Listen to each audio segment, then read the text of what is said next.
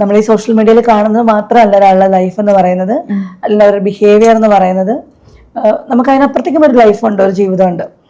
അപ്പം റിലേഷൻഷിപ്സ് വരും പോവും. അതിപ്പം നമുക്ക് അങ്ങനെ ഒരാളിൽ തന്നെ ഒരു ടോക്സിക് ബന്ധത്തിൽ തന്നെ തുടരണമെന്ന് നമുക്ക് പറയാൻ പറ്റില്ല. ഞാനിപ്പം ആരെയും പറയുന്നില്ല, ഏതൊരു ബന്ധമാണെങ്കിലും ചിലപ്പോൾ ഞാൻ ടോക്സിക് ആവാം, ചിലപ്പോൾ എൻ്റെ കൂടെയുള്ള ഒരാളായിരിക്കാം ടോക്സിറ്റി ഉണ്ടാക്കുന്നത്.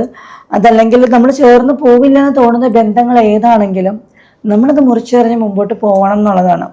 ഇപ്പം വെരി റീസെന്റ് എൻ്റെ ഒരു ബന്ധു 21 വയസ്സുള്ള ഒരു പെൺകുട്ടിയാണ്. ഒരു റിലേഷൻഷിപ്പിന്റെ ടോക്സിറ്റി കാരണം സൂയിസൈഡ് ചെയ്തു. അത് വാർത്തയായതായിരുന്നു. അപ്പം ആ കുട്ടി മരിച്ചു. നഷ്ടം ആർക്കാണ്? ഒന്നാമത് ആ കുട്ടിക്ക് നഷ്ടമാണ്, ഫാമിലിക്ക്. ആ കുട്ടി ജീവിച്ചിരുന്നെങ്കിൽ പിന്നെയും അങ്ങോട്ട് ഒരു ജീവിതം ഉണ്ടാവില്ലായിരുന്നോ? തീർച്ചയായിട്ടും ഉണ്ടാവും. ഞാൻ എൻ്റെ ഫസ്റ്റ് റിലേഷൻഷിപ്പിന്റെ ബ്രേക്കപ്പിന്റെ സമയത്താണ് ഞാൻ സൂയിസൈഡിന് ശ്രമിക്കുന്നത്.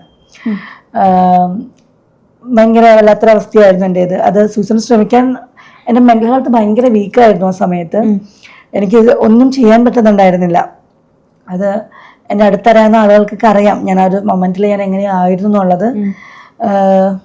അതിന് ഒരുപാട് റീസൺസ് ഉണ്ട് എൻ്റെ പിന്നിൽ. ഞാനതൊന്നും ഇനി എടുത്തിട്ട് മറ്റാരെയും ഹരാസ് ചെയ്യാനോ അല്ലെങ്കിൽ മറ്റാരെയും ബുള്ളിങ് ചെയ്യാനോ ഒന്നിനും വേണ്ടിയിട്ടല്ല ഞാൻ എൻ്റെ കാര്യം പറയുന്നത്. അത് വർക്കൗട്ട് ആയില്ല.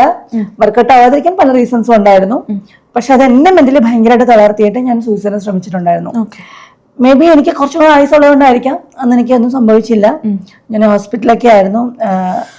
എൻ്റെ ഓർമ്മയൊക്കെ ചെറുതായിട്ടൊന്ന് കട്ടായിരുന്നു.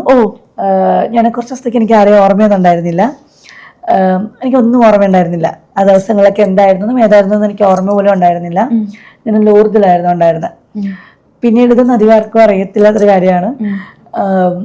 പക്ഷെ പിന്നീട് പഴയ ലൈഫിലേക്ക് തന്നെ ഞാൻ തിരിച്ചു വന്നു. എനിക്ക് എൻ്റെ ലൈഫിൽ ഞാൻ തെറ്റായിട്ടുള്ള തീരുമാനങ്ങൾ എടുത്തിട്ടുള്ള ഒരാളാണ്. എടുത്തുചാട്ടങ്ങൾ ഉണ്ടായിട്ടുള്ള ഒരാളാണ്. അല്ലെങ്കിൽ ഭയങ്കരമായിട്ട് പാനിക്കായിട്ട് എന്ത് ചെയ്യണം എന്ന് അറിയാൻ പറ്റാതെ ഒരുപാട് തീരുമാനങ്ങൾ എടുത്തിട്ടുള്ള ആളാണ്. സോ ഞാൻ മനസ്സിലാക്കുന്നത് എനിക്ക് അതിനകത്തൊന്നും ഒരു റിഗ്രഷനും ഇല്ല കേട്ടോ. ഇല്ല. കാരണം ഇത് ജീവിതമാണ്. നമ്മൾ മനുഷ്യരാണ്. നമുക്ക് തെറ്റുകുറ്റങ്ങൾ പറ്റാം. നമ്മൾ ആരും പെർഫെക്റ്റ് ഒന്നുമല്ല. നമ്മൾ തെറ്റായി തീരുമാനങ്ങൾ എടുക്കാം, എടുത്തുചാട്ടങ്ങൾ ഉണ്ടാവാം, പല കാര്യങ്ങളും നമ്മുടെ ലൈഫിൽ വന്നു പോവാം. ഇനി അതല്ലെങ്കിൽ എന്താ പറയാ, നമ്മൾ ഫസ്റ്റ് ഒരു റിലേഷൻഷിപ്പിൽ നമ്മൾ അത്രയും ബുദ്ധിമുട്ട് അനുഭവിച്ചത് കൊണ്ട് തന്നെ നെക്സ്റ്റ് നമുക്കൊരു റിലേഷൻഷിപ്പ് വരുമ്പോൾ നമ്മൾ കുറച്ചും കൂടെ കോൺഷ്യസ് ആയിരിക്കും. അതെ, കോൺഷ്യസ് ആയിരിക്കും. അതോടൊപ്പം തന്നെ എന്തെങ്കിലും പ്രശ്നം വരുവാണെങ്കിൽ തന്നെ നമുക്ക് ഓക്കേടാ, നമുക്കിത് ഇവിടെ കൊണ്ടങ്ങ് അവസാനിപ്പിക്കാം. സ്ട്രോങ് ആവും. ഞാനും എന്റെ സെക്കൻഡ് റിലേഷൻഷിപ്പിലുള്ള ഒരാളും ഒക്കെ ഞങ്ങൾ നല്ല സുഹൃത്തുക്കളായിട്ട് ഇപ്പോഴും ഇരിക്കുന്നവരാണ്. അതായത് ഞങ്ങൾ ഇപ്പോഴും നല്ല സുഹൃത്തുക്കളായിട്ട് ഒരു വീട്ടിൽ ഒരുമിച്ച് താമസിക്കുന്ന ആളുകളാണ് ഞങ്ങൾ, കൂട്ടുകാരൊക്കെ കൂടെ ഒരുമിച്ച്.